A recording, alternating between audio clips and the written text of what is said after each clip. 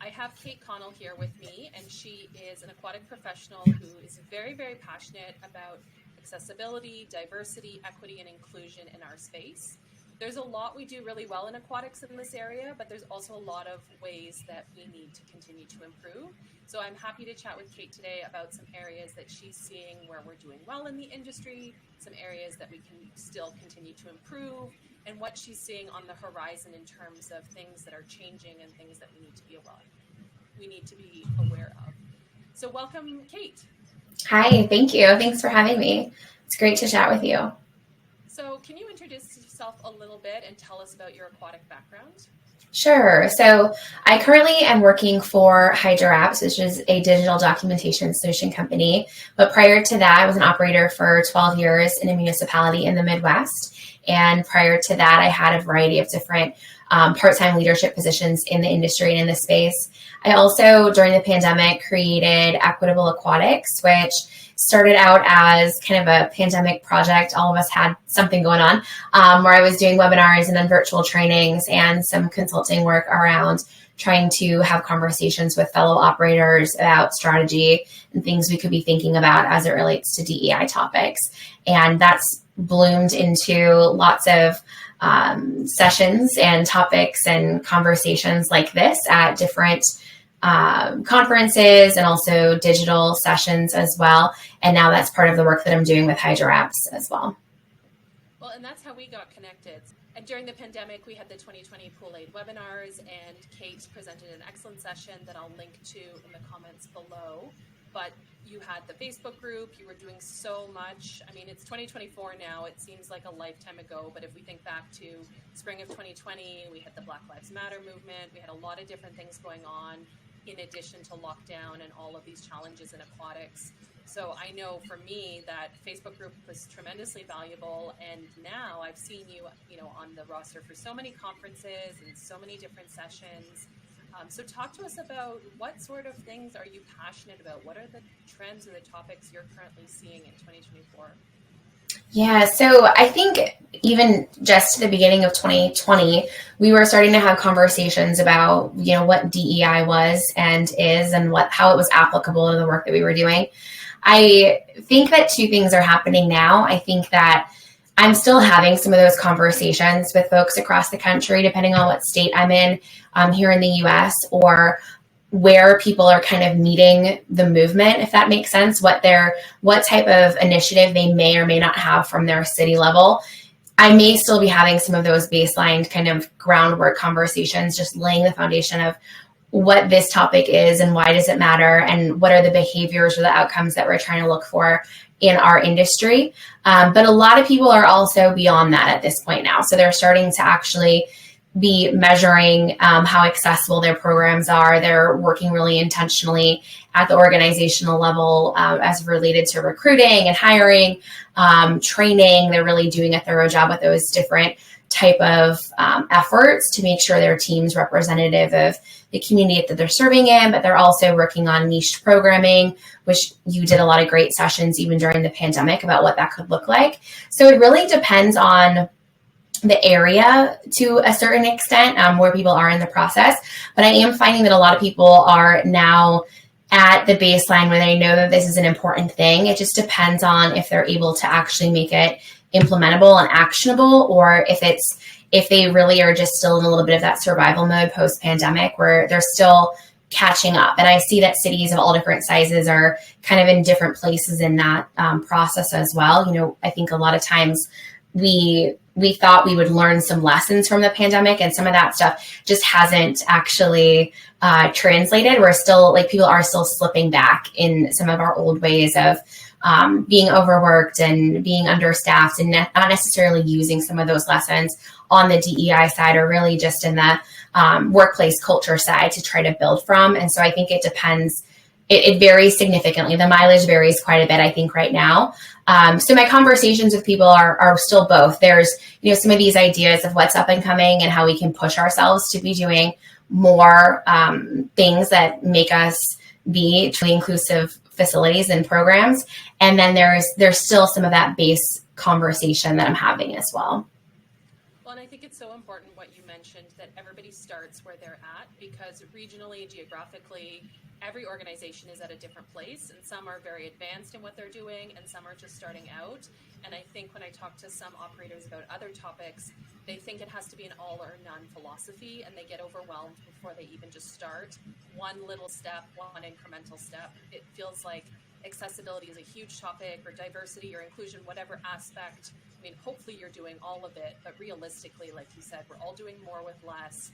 We're starting to reach that burnout, and summer hasn't even started yet. And what are we doing to make it manageable and give ourselves some patience or grace and say, I'm going to start with this one little thing that's better than what we were doing yesterday or doing last year or that the last person was doing.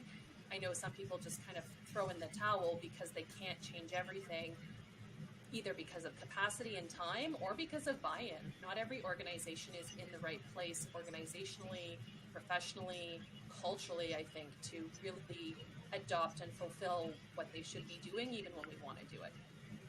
Absolutely. And I think that's one of the things that I like to remind people too, is that people can have their own personal passion with this work, and that can get you really far. But ultimately, we all have our own barriers, just like with DEI topics. Every different group has its own barriers, and the same is true for us as operators. I think that the big piece that if people can just remember to be taking small movements forward, I think that's really important. I think the other thing is that expectations kind of changed a little bit. I think now not only are people expecting you to do something about it, but they're also expecting you to do it correctly. That expectation's different. I think 4 years ago, if you did anything in the way of establishing an intention to be inclusive, I think there was a lot of praise for that. And I think now there is more eyes on the topic and there is more of an expectation. It's also quite a bit more polarizing than it even was a few years ago. And we're seeing that quite a bit, even in the United States, with different types of laws being passed and different types of legislation that's in ways criminalizing DEI efforts. And so I think there's a whole new kind of way to operate in this space that can make it seem like the path of least resistance isn't to do anything. And so we really need the people that feel personally passionate about this work to continue forward, even if it's in small, more bite-sized chunks and these big sweeping kind of ways that we used to be able to do this work, because that is going to be what ultimately moves the needle forward anyway. And then obviously anybody that can do, massive, these kind of showy efforts that are going to serve as the example for others, those are also really important, because that is a kind of a wayfinding for others who are going to come up and can use those municipalities or those organizations as examples, kind of point to their event planning or their marketing or the way that they're spending money or their policies to kind of set the tone. So everybody really does have their own unique responsibility. It just depends on where they are and what that is as a result of that. Well, and I think there's no one size fits all approach. So like you said, there's different strategies you can adopt. Sometimes I can copy the strategies from one municipality in my area or one nonprofit or one community center, and it works. But then sometimes I can't, because there's different structures. And I know for me as a municipal employee, I had a manager at one point, very briefly, she filled in a vacancy, and she was very clear that was not council's direction, or that is not what we've been told as administration. And it wasn't that she was parroting the party line, so to speak. I think she was just encouraging me to manage my expectations as somebody who was very passionate about making a particular change that was good for our facility, good for the team. And she was not saying that she personally does not support it, but looking at those parameters that a lot of pool managers or facility managers have to work within, whereby the approval maybe isn't there. And unfortunately, there is still some hierarchy in a lot of organizations where people really have to stop and think, is this the hill I want to die on? Is this just going to be cut off at the knees completely? Or are there some small, subtle changes that don't require approval, that are not going to upset the apple cart, that can meaningfully impact our day-to-day users in ways that we're not trying to hide them from council or hide them from our directors and leadership, but just saying, you know what, they're not in the weeds day to day on very, very small things that we can do. Something as simple as changing, the posters that we create are, what is the visibility of the font, and having the right types of and this is where I'm not a great expert on this, but I know certain types of fonts are more visible on certain types of backgrounds for people with visual acuity issues. Something like that doesn't require a director's approval. Mm-hmm.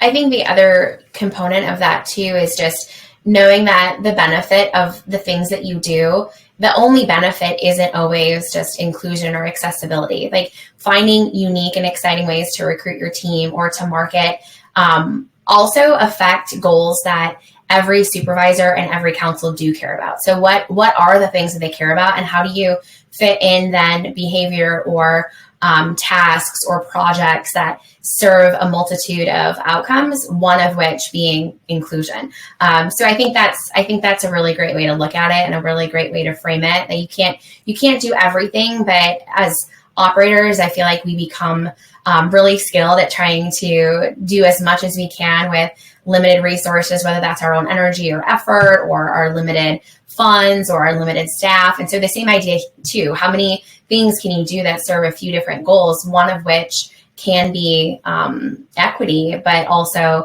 is that mean that more people are coming to programs and you're getting an increase in revenue? Does that mean that you find unique ways to recruit your team and you have a full staff, which is the goal, but maybe some of the ways you're doing it are also checking the boxes towards those DEI categories. And maybe there aren't other people that are privy to that, but you know that that's part of your process and you're thinking through that. Well, and even to your point earlier, where people are feeling perhaps that they're threatened by actions they might take within a certain region, or that there is a negative profile unfairly to these efforts to be more accessible, equitable, and diverse, that it doesn't have to be called that, but you can still take the action under, like you said, under it follows within the mandate that I'm supposed to follow, or meets the strategic plan that's been directed to our department. And this is simply a step, and we don't need to do it with great fanfare. We can just get on with these small changes that will meaningfully impact more people than perhaps other people have thought. Let's chat a little bit about some sessions, in that you've been at a lot of different conferences the last couple months. I've been to a lot of state conferences this spring, but AOAP has been one of them. NIRSA, which is a collegiate recreation show. I haven't spoken at every one of them, but I have been doing sessions, and some of them are also doing sessions for different associations online. And I tend to find that the flagship things that folks are still asking for are a baseline conversation around aquatics and equity. So something called Equitable Aquatics, or just kind of diversity in aquatics, what that looks like. But also conversations around cultural competency. I'm finding that more widely, besides just aquatics professionals, recreation professionals in general are either gravitating towards topics that they've already done some learning about, and they want to just hear a little bit more contextually about how to implement that in a recreation agency. Usually when a speaker or a teacher will come into a municipality, they're going to talk more widely as a city or as a town, but tailoring that more to behaviors that we do in the recreation space can be really helpful. Or it's people that just don't have that mandate from their own organization yet, where they're not sitting in trainings and lunch and learns and things about DEI, so they're coming to those topics to learn a little bit about it, or even sometimes they're coming to disagree with it, just to hear what someone's saying about this topic, so they can maybe double down on some of the thoughts they have, or ask questions that might poke holes a little bit in some of the things that I might say. But even that, it can be productive in the sense that if people are willing to kind of be in that movable middle, where they're willing to just not be super attached to their thoughts and beliefs about this stuff, and that kind of exposure can be helpful. The other types of topics are more just tailored to our conversation. So inclusive leadership for aquatics professionals, inclusive language, really thinking about what it means to communicate, and how sometimes the easiest thing that we can do is just stay consistent with understanding that everything keeps evolving and changing. And if we can stay attached to the idea that we'll never have it figured out, then that also gives us a little bit of space to mess it up sometimes, but keep moving forward, even though we might unintentionally say the wrong thing, or we might, not be using the best word choice in that moment. But as we learn there's something better to use, we evolve as language does too.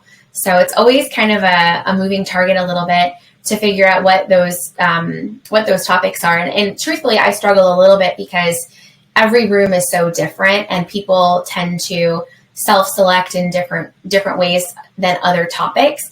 I think with other topics, sometimes repetition can be helpful, but I always want to make sure that folks have some actionable things to take back, like not just a conversation of DEI, although that's important, but it's like really where do we take what we are talking about and turn it into some type of action?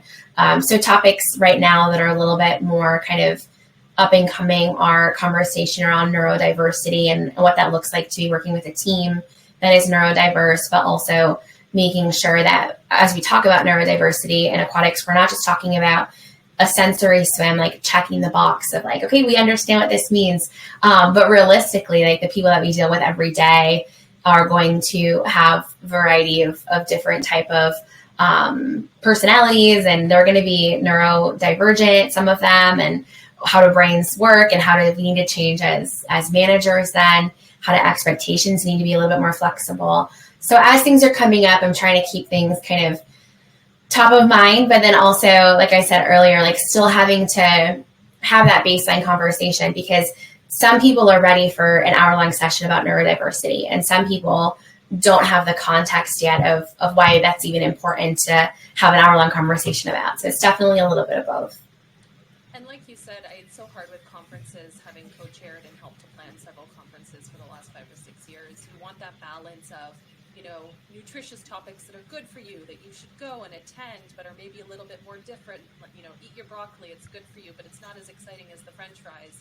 And so you're really trying to balance where I find sessions, there are people who will challenge themselves to attend a session outside of their comfort zone, and that's good, but there are other people who don't want to spend a full 60-minute session in that. They want to do something a little bit easier or do something a little bit where they're less accountable for what they might learn or those boxes that they might open.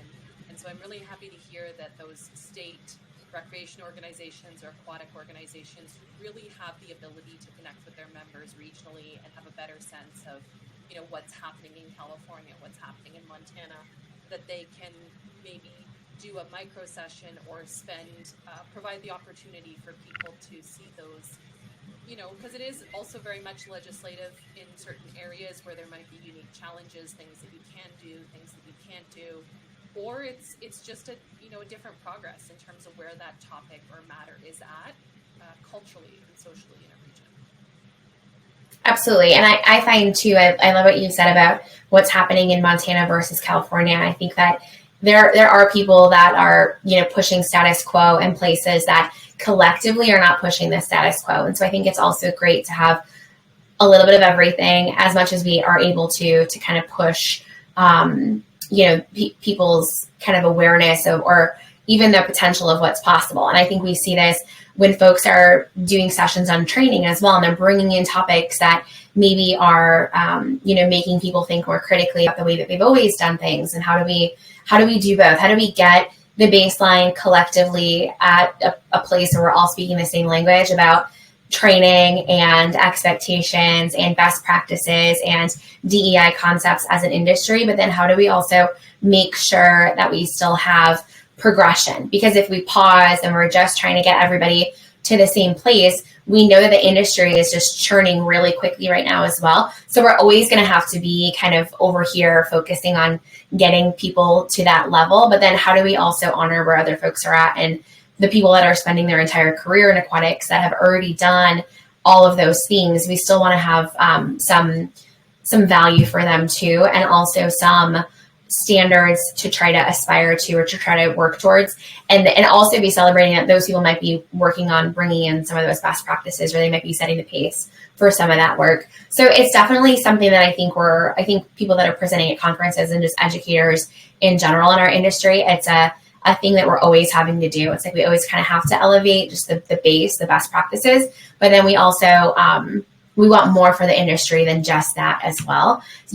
5 years ago, we were having conversations about some things that were up and coming that still probably aren't even happening across the board as best practices. And so it can feel a little bit slow at times. And that is one of those things that I try to also look outside of our industry and remind ourselves that, especially like we see this sometimes the bigger recreation space or even the collegiate space, or we were talking about earlier, even different countries are moving quicker than collectives in other spaces. And so how do we learn from those groups as well, and not just hold ourselves to the existing standard, but like actually try to hold ourselves to a standard beyond that, so we can keep moving forward in that way.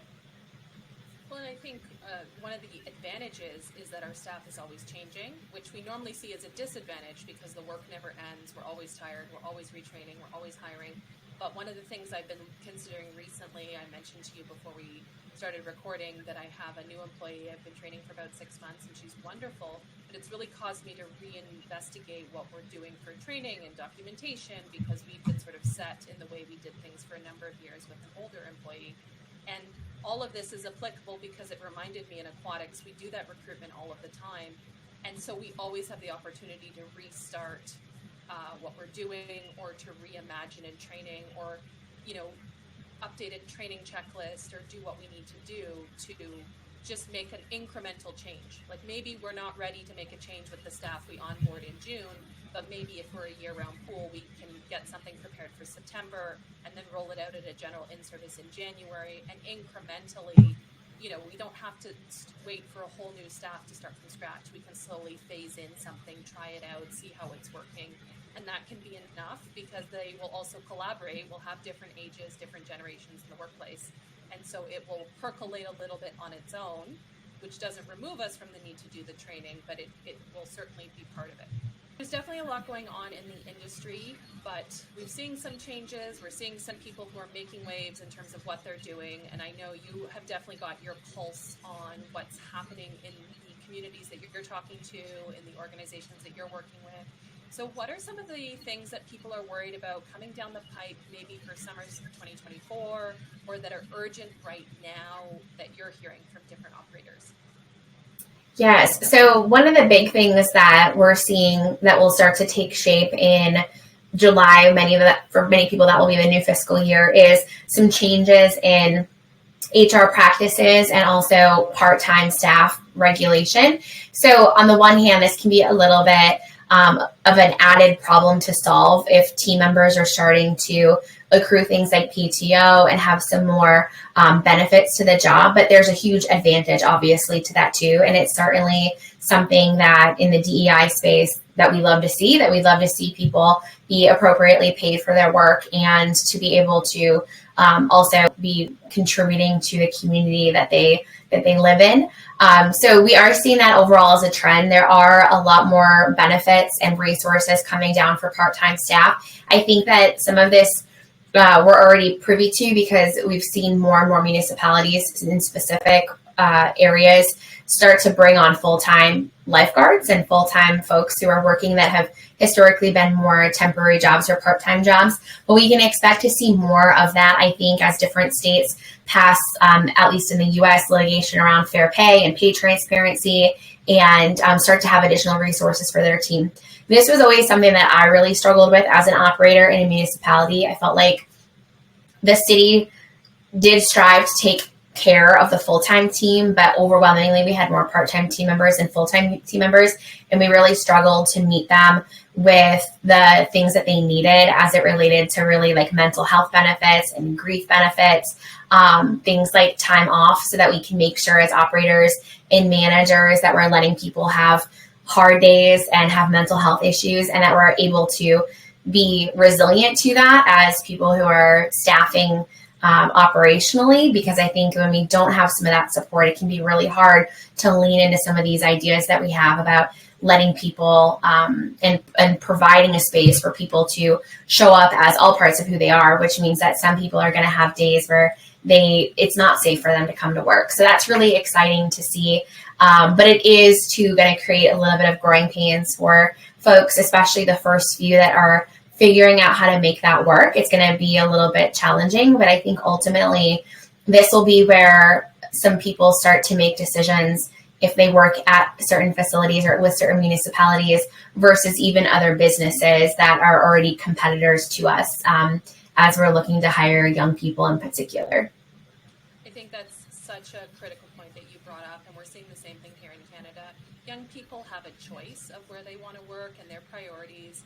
as they grew or as they were home during the pandemic have really shifted what those priorities are from what we might have said 15 years ago for the average teenager, or even for myself growing up, in terms of I was going to invest time in a job. Maybe that wasn't fair back to me because I thought that's what I had to do, and I would deal with shifts that didn't suit my needs or type work practices that were not to my preference, because that's just how we did it. And now in 2024, seeing a lot of young people be very very direct in their expectations in terms of work-life balance, emotional needs, or workplace culture needs. And it's really interesting to see those organizations that are able to be successful and implement some of those things. It does take time, it does take money, it does take a culture shift. I love what you said about transparency and pay, because even at my first job as a lifeguard, it was very, very opaque as to what the pay bands were, what the promotion structure was like. Was it based on hours? Was it based on first aid skills? Was it based on fitness? It was very, very gray. And I think how long all of us worked there with just sort of a hope that we'd get an increase, but it was not as equitable as it probably should have been. Mm-hmm. Yeah, and I think the truth is too that the people that gravitate towards the places where we're doing some more of this work are also going to be the people that are going to help us deliver on the other initiatives that we have. I don't want to underplay that it can be really difficult at times to work with people who are change makers and have their pulse on these topics, but those people are also going to push us to do better. And we want those people on our team. Will we have days where we're like, can't you just, enforce this policy without dissecting it, and wondering if it's, being unintentionally exclusive? But ultimately, those are going to be the types of people who are also going to bring things up, and we have to really also celebrate that and reward that. I understand that's a hard part of it. And part of it is too, there's so much going on that sometimes all of this work and all these topics can feel like someday I'll get to this, or, when things are less busy, or when I have more resources, or when I can just, work a week under 50 hours, sure, then I can add that to my plate. But I think that's where we have to just be trying to carve in some of those intentional areas, and just, again, going back to some of these small things and just trying to implement them is really key. And I'm laughing only because I was just on Facebook a few days ago, and there's the feature where it shows you something from the same date a number of years ago. And there was a political cartoon I had saved on Facebook, I believe in 2021, where it was, if I only just had 1 week where I wasn't at work to catch up. And then during the pandemic, a lot of people were laid off, or their traditional work was changed, and they had all of this time. But it doesn't necessarily mean that we got these projects moving forward, because there were other things that we had to manage. The train is not ever really going to stop. It just keeps going on the same route. But I think it's so important, like you said, to be honest about it's not necessarily going to be easy, and it's also going to take some time. I was sitting on a flight yesterday back from Zurich with a Swiss individual who he has his own media company. He has a team of photographers, videographers, and editors. And he was describing how he has a woman from LA who's been living in Zurich for 2 years. She's married to a Swiss person. And she's been really struggling to culturally understand their office, because somebody's going through a divorce and has a bad phone call with their lawyer and they're crying. They'll stop in the office, he said, and talk about it and help them. And it's okay. That's part of their Swiss culture. And she's very uncomfortable with it, but she's becoming more comfortable with it. But it's still taking 2 or 3 years. And so to be realistic, in some established aquatic workplaces where you have many generations and many employees who've been there for a while, it's not going to suddenly change overnight. It is going to take a bit of time. Absolutely. So let's also talk about one of the things you were mentioning is accessibility, in terms of the United States made great progress with the Americans with Disabilities Act, which is an excellent law. I know here in Canada we have made some efforts towards accessible design, accessible facilities, but we don't have the same type of federal law that you do in the United States, which really ensures on paper, in theory, that facilities are accessible. But often I've seen in my limited dealings teaching CPO to Americans, they'll do 1 or 2 things that meet the letter of the law, but not the spirit of the law. what are you seeing when it comes to accessibility right now with some of the facilities that you're visiting? Because you're all over these days. Yeah, I think you're spot on with that. I think that if we did a survey, most operators in the U.S. have heard of the ADA, but I think that as far as the responsibility of generally making sure that a pool is physically accessible and that it ticks a few of the boxes of that physical accessibility generally isn't really even on the operator side. I mean, most of the time it's going to be more on the facility side or even the maintenance side potentially. There are a lot of operators who are both of those people, so I don't want to disregard that, but I think it ends up becoming just a fact. Like, we have a chairlift here that our staff does or does not know how to use. We know that there's a website somewhere that we can go and learn more about it, but overwhelmingly, I find that people don't know where to find basic information about accessibility, physical accessibility into the pool as it relates to even other types of things that fall under the ADA, like service animals. People don't know where to find these resources in the United States, even people that have been in the industry for a long time.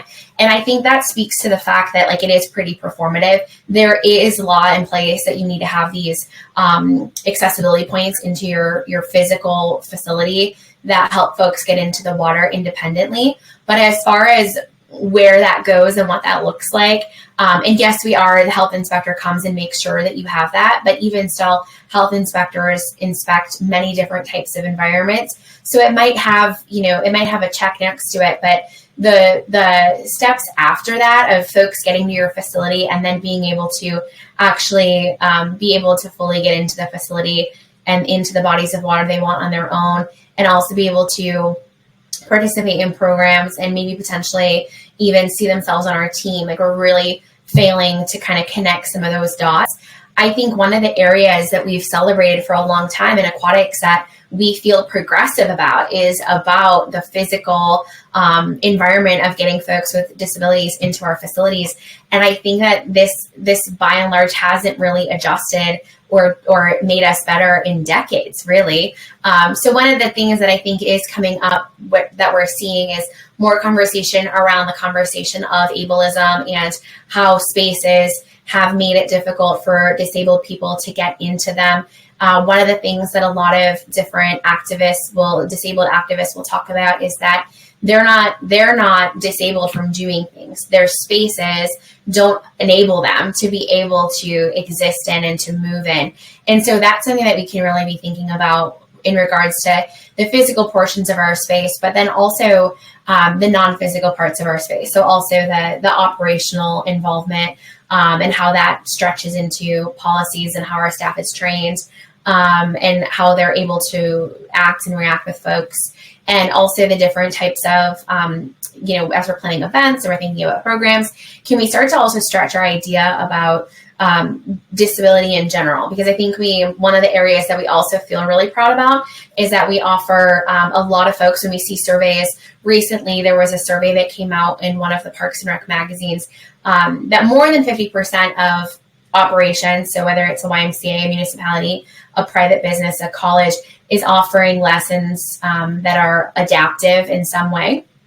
But we have a long way to go in this category, and I think we can see this in the lack of resources that we have around this, but also in some different areas where it's clear that our accessibility might extend for a certain group of individuals, likely younger people, and we're not yet, having questions around how do we offer lessons for disabled adults, how do we offer lessons for folks who have different sensory needs, or if we are doing some of these things, we might be doing the first couple of things, but it's not quite as developed as it could be.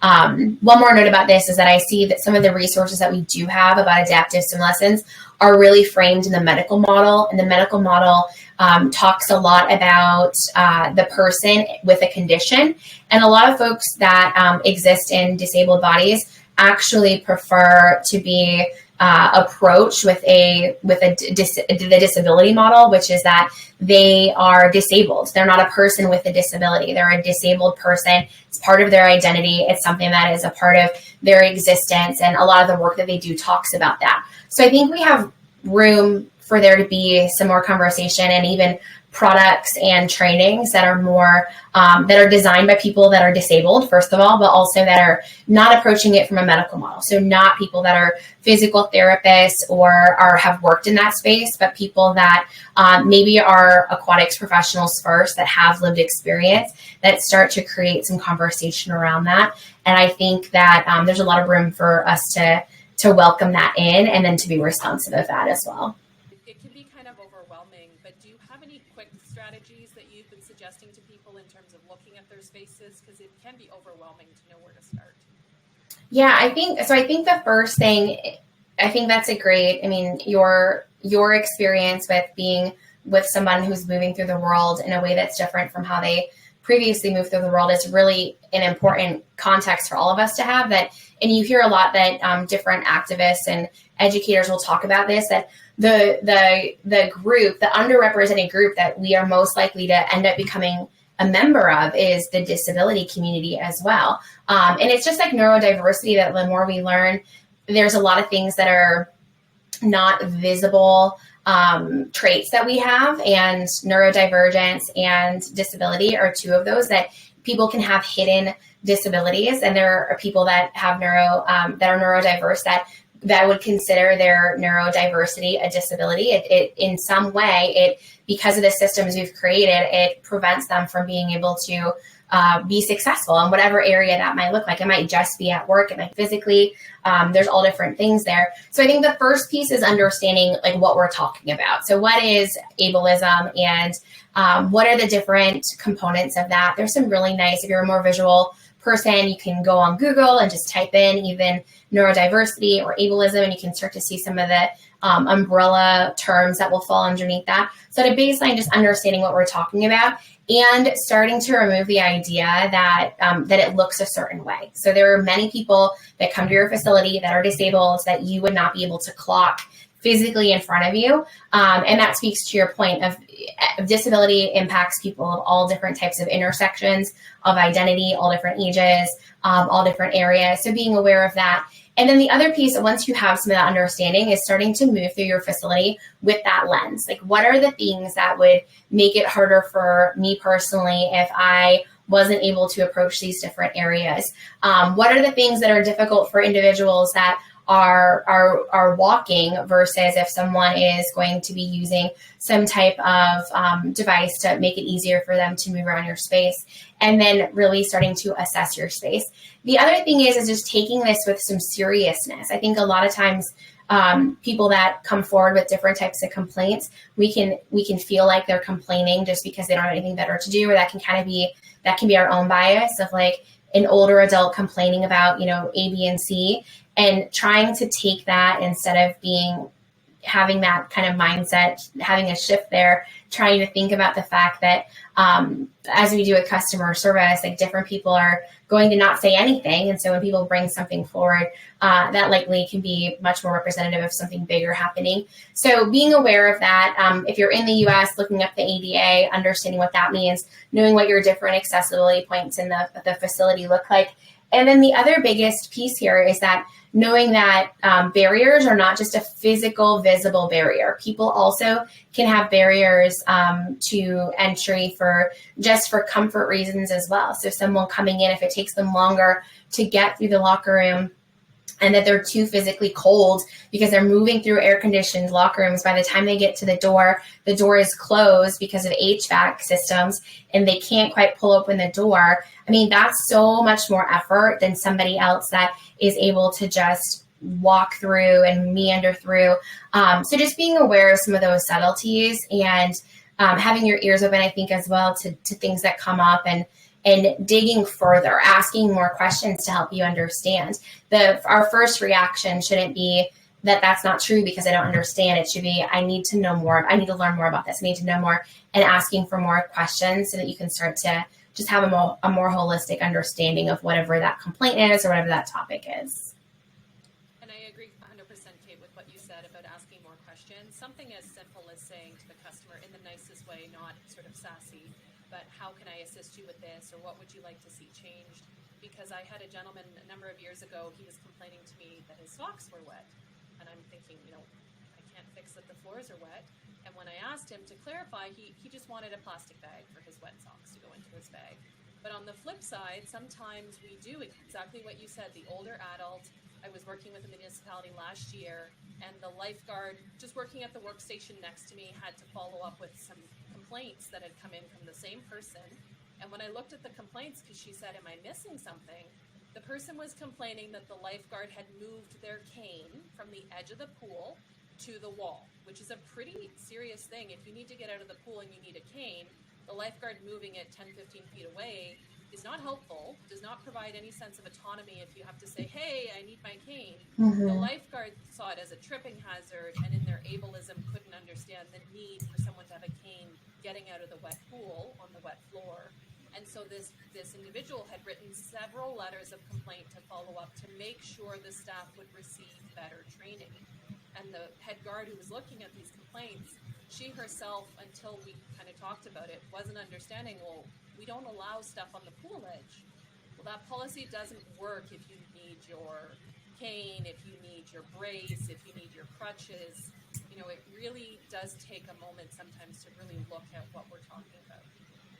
Yeah, and I think to that point, I think that one of the hardest things is to get our team to understand policy and then enforce it. Like, it would be lovely if it was just black and white, and unfortunately it's not. And the way to be the most accessible is that you give your team enough training that they can think, they can use those soft skills of curiosity and problem solving and, empathy and honesty and like all of these things that we want to bake into all of our training, but we really need to also, as operators, it'd be really nice to make everything just, something's on the deck, it's a tripping hazard, staff removes it, and it's a case closed.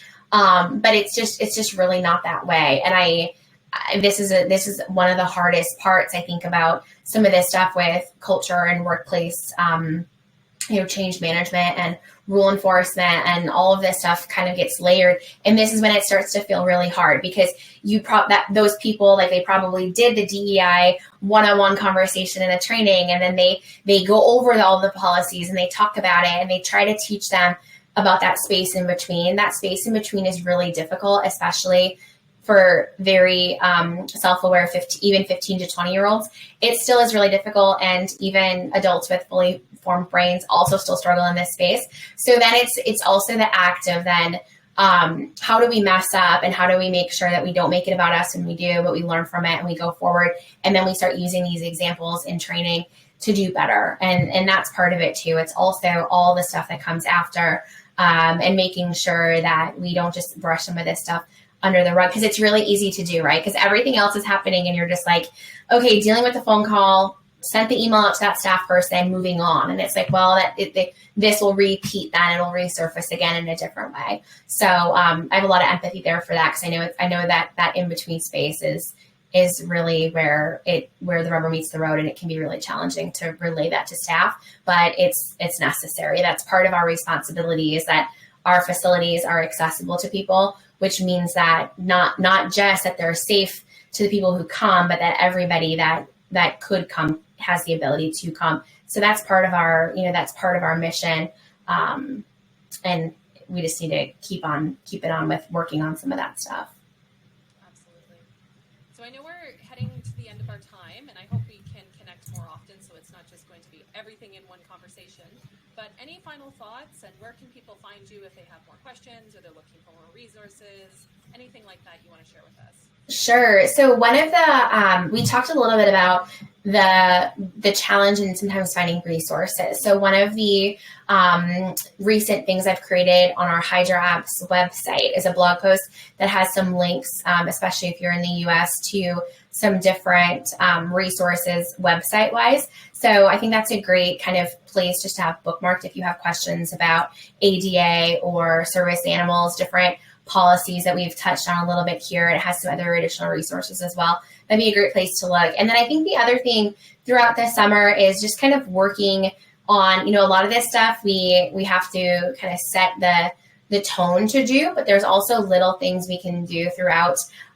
So throughout the summer, just finding that moment to be able to try to address some of these smaller things, the lower hanging fruit things, and making an effort to have sometimes those difficult conversations, just like we follow up with our team when it's a performance related issue or we need to coach them about something else. We also have the capacity to do that when it relates to them being inclusive. So comments that they say or ways that they're saying things, just like we would bring up if they're late to a shift or they're missing an in-service, using that same muscle that we train our management team on, but that we also have to have, doing some of that as well for these topics can be setting a really great foundation to start to dig into more of this intentional work and just being mindful of the workplace and the culture that you're creating and planting that seed that you care about this, you care about people's experience at work, and that you're starting to do some of that work in that way.